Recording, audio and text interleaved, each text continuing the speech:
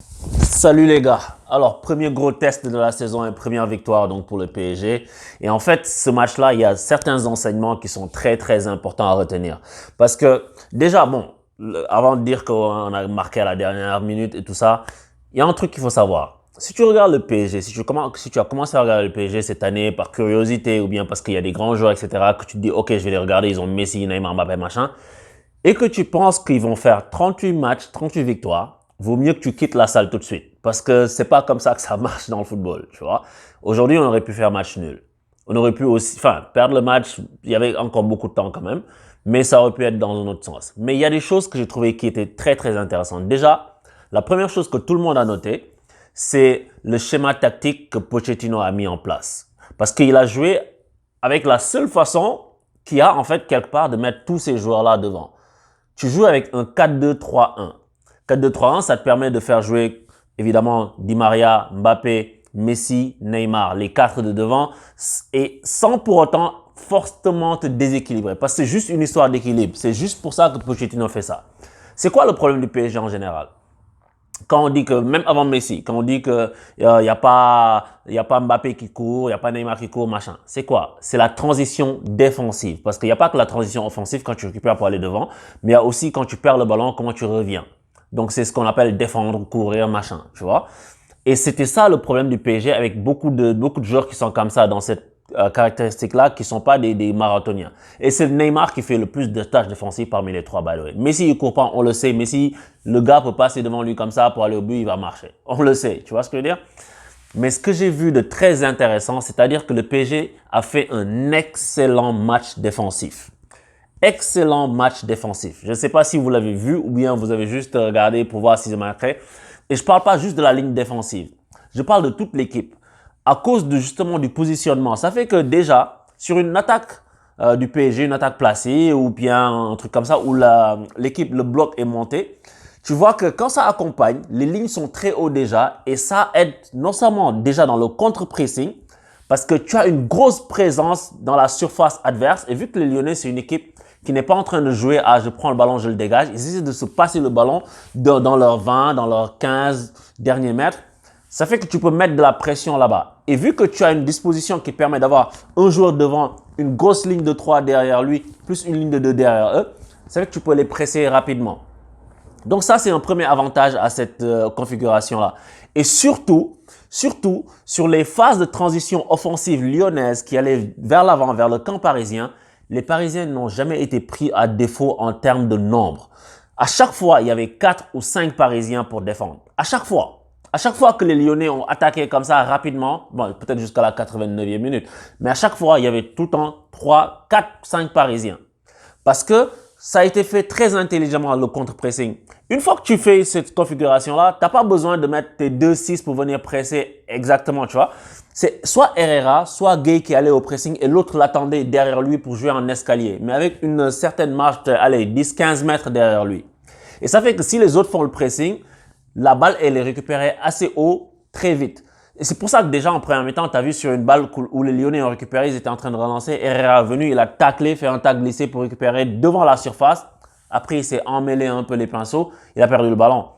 C'est ça en fait que je trouvais très intéressant, l'équilibre défensif. Je pense que Pochettino est en train de trouver ou a trouvé son équilibre défensif. Après, c'est juste sur un match, il faut le juger sur 2-3 matchs, mais on va voir. Et puis, pour ceux qui seraient étonnés d'avoir vu Kerrer, je comprends pourquoi il a mis Kerrer et pas Hakimi au début. Parce que c'est une histoire d'équilibre, de choix, avec qui tu joues. S'il avait mis Diallo, il aurait mis Hakimi. Mais vu qu'il a mis Mendes, il met Kerrer. Pourquoi? Parce qu'il sait que des deux latéraux, il y en a un qui est vraiment offensif. Donc, il t'en faut un autre qui est plus un profil défensif. Parce que si tu as déjà tes 4 qui sont super offensifs, plus tes 2 qui sont super offensifs, tu as 6 joueurs offensifs et là, pour les replis, ça peut te poser problème. Donc, il faut balancer ça. Et quand il a mis Hakimi, c'était après, mais il a remplacé Messi. Il n'a pas fait sortir Kerrer pour pour mettre Hakimi à la place parce que sinon, il aurait eu un très gros déséquilibre. Tu vois? Donc ça, je trouve que c'est une très bonne chose. Parce que quand le PSG était en train d'attaquer, ils avaient une sécurité derrière. Et ça va être très important en Ligue des Champions. Le Bayern fait un peu ça. Tu vois, avec Gnabry qui se balade, Sané, etc. Et puis tu as Müller aussi et devant tu as Lewandowski. Ça, si c'est huilé, ça va être très très bon. Maintenant, l'inconvénient que j'ai vu en première mi-temps surtout, et ça, en fait, je dis ça maintenant, je pense à ce que je vais dire à la fin parce que c'est vraiment en corrélation avec ça. L'inconvénient que j'avais vu, c'est le peu de présence dans la surface sur des centres. Parce que malgré le fait que tu as un Mendes qui est un bon latéral pour ce qui est offensif, je pense qu'il est meilleur offensivement, mais défensivement, Diallo va être meilleur que lui. C'est-à-dire qu'il y a des actions où le PSG met de la pression pour récupérer le ballon, mais il ne centre pas. Parce que le Mbappé, c'est pas un joueur de tête déjà, mais Mbappé, il dézonait souvent. Et quand Mbappé vient pour dézonner, pour jouer avec le gars, une combinaison avec le gars qui a la balle, il n'y a personne au centre. Il y a le latéral, il y a juste le latéral qui est au centre. Donc ça veut dire que, qu'est-ce qu'il faut faire pour régler ça? La configuration que tu as t'empêche un peu de régler ça. Parce que pour régler ça, il faut une grosse projection de milieu de terrain qui aille vers la surface. Il faut que soit Gueye, soit Herrera se comportent comme un Matuidi ou comme un Goretzka. Mais il faut que les autres puissent s'écarter pour laisser passer, que puissent aller plus vers les côtés. Sauf que Di Maria et Neymar sont des joueurs qui rentrent. Donc ça veut dire que l'espace, il est un peu pris pour que toi, tu fasses ta projection vers l'avant. Mais c'est ça qu'il faut faire. Il faut qu'il y ait de la projection du 6 vers l'avant pour pouvoir créer cette présence dans la surface. C'est ça le seul inconvénient en fait que j'ai trouvé. Maintenant, ça, je parlais de la configuration défensive, les replis défensifs, le match défensif du PSG. Maintenant, offensivement, c'est sûr que c'est pas encore au point. Les automatismes, il y en a entre Neymar et Messi, mais il n'y en a pas encore entre les trois. Des fois, tu vois, Messi va chercher Mbappé aussi, mais il n'y a pas encore la combinaison des trois qui jouent ensemble en triangle, qui se déplacent, etc. Pour l'instant, ça, c'est à construire. Et je pense que c'est tout à fait normal. Faut laisser du temps. Faut pas hurler au loup parce que au premier match, ils sont pas en train de faire ça. Ça va arriver, je pense. Et surtout, je pense que c'est une très bonne chose, un très bon message que Pochettino a eu en ayant fait sortir Messi, surtout en premier. Messi, tu sais, c'est Messi, on le connaît. On sait que c'est un génie. Il frappe sur la barre sur coup franc. Il y a une action superbement menée avec Neymar qui lui talonne, il met à côté, etc. Mais il n'était pas dans le match. Et depuis quelque temps, il n'est pas dans le match. Peut-être qu'il n'est pas encore prêt. Et le fait de le sortir en premier, ça donne un message aux autres. Parce que si tu sors les autres d'abord, ils vont se dire oui, mais de toute façon, c'est nous qui sortons. Ils vont jamais sortir Messi. Si tu sors Mbappé en premier, je pense que c'est pas bon. Même si Mbappé, il n'a pas été visible parce que Mbappé, c'est pas le meilleur dans une position axiale. Il est meilleur quand il est décalé. Et c'est pour ça que souvent, tu l'as vu, s'excentrer. Et Messi jouer dans une position de faux numéro 9, etc. C'est pour ça que tu l'as souvent vu. Et Mbappé, il a besoin de ça. Il a besoin d'espace à avaler, à dévorer. Il a besoin de ça. Et justement, quand tu vois que Pochettino est superbe coaching, franchement, et je le dis pas parce que, oui, enfin, c'est un peu facile maintenant de dire ça, superbe coaching, Icardi a marqué, mais c'est ce que je dis par rapport à l'inconvénient de tout à l'heure, le peu de présence dans la surface. Il faut un 9. 9, c'est un métier. Et je comprends les gens qui disent que Messi, Neymar, Mbappé, ça marche pas. Je peux comprendre, tu vois. Mais Pochettino, moi, si j'avais la solution, je déposerais mon CV au PSG pour prendre des millions, pour voir comment ils jouent ensemble. Mais il faut le trouver. Mais il faut un attaquant. Sur le but, tu le vois, Mbappé, il est sur le côté. Il fait un très bon centre. Très bon centre pour Icardi qui a un déplacement de numéro 9. Pour une fois qu'il n'est pas hors jeu, Icardi. Et ça me rappelle le but qu'il a mis l'année dernière, en fin de saison dernière, quand le PSG était en train de se battre pour le titre. Et sur la dernière seconde, je pense que c'était contre Lens, quand on égalise et tout, et puis Icardi vient marquer le but de la victoire. Il met une superbe tête. Et c'est ça. Et je vais le dire en Wolof, hein, 9 bar na bay, jar na bay chip cœur. Il te faut un 9. Ça veut dire que il faut que tu aies un 9 dans ton équipe. Peut-être que Icardi, il a pas les qualités pour jouer en combinaison, etc. Mais le fait qu'il puisse rentrer comme ça et apporter quelque chose, un jeu différent, ça aide. Et surtout si tu as des latéraux offensifs, parce que eux, ils peuvent lever le ballon et puis il faut qu'il y ait une présence à l'intérieur pour pouvoir mettre de la tête. Sauf si tu fais en sorte que tes milieux défensifs, ils soient super axés sur la projection vers l'avant pour aller apporter de la présence vers la surface, parce que c'est eux qui vont pouvoir le faire. Et ensuite, ce que je disais du fait que Messi soit sorti, c'est une bonne chose. Pourquoi? Parce que Messi, il voit très bien que, ok, j'avais dans une nouvelle équipe, ils me sortent et puis ils gagnent. Sans moi, vous êtes fous? Je vais vous montrer qui je suis. Je suis Lionel Messi. Et ça va être très bénéfique pour le PSG.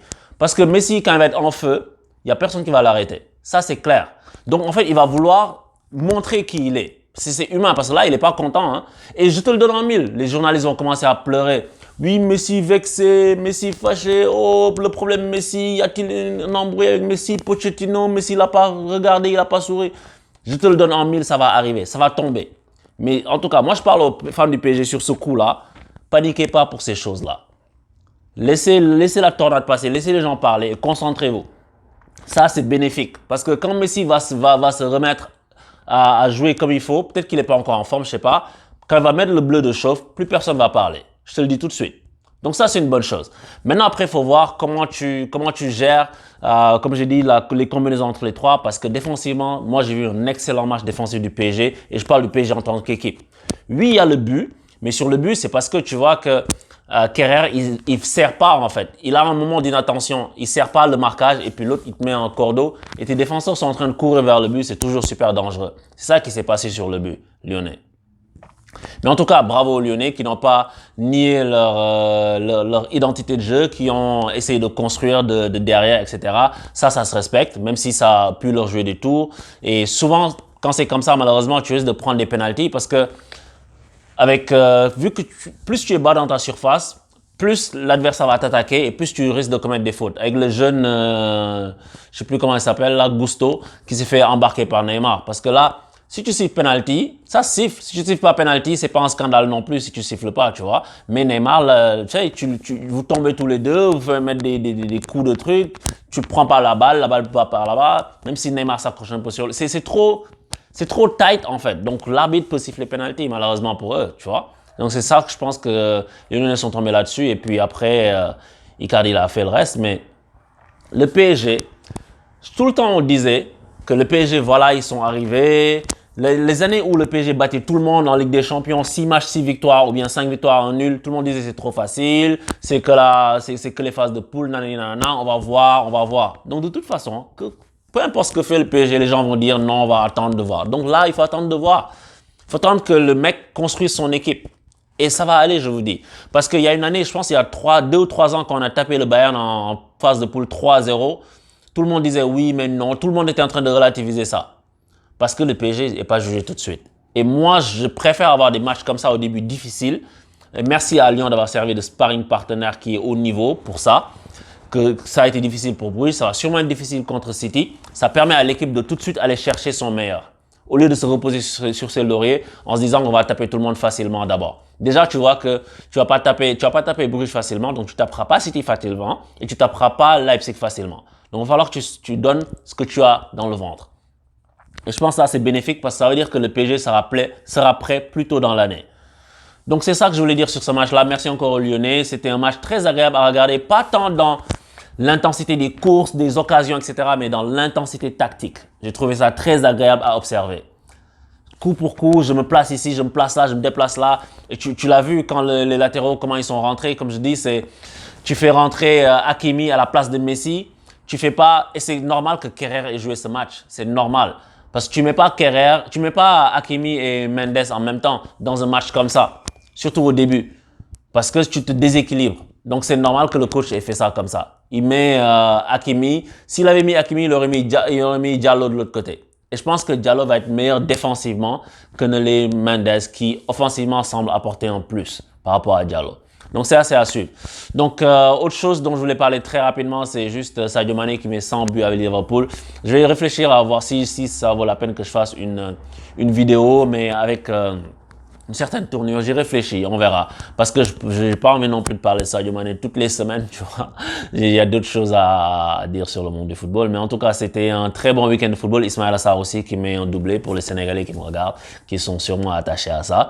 Et je vous dis à très bientôt. J'ai pris beaucoup de plaisir sur ce week-end de football. J'espère que vous aussi. Ciao!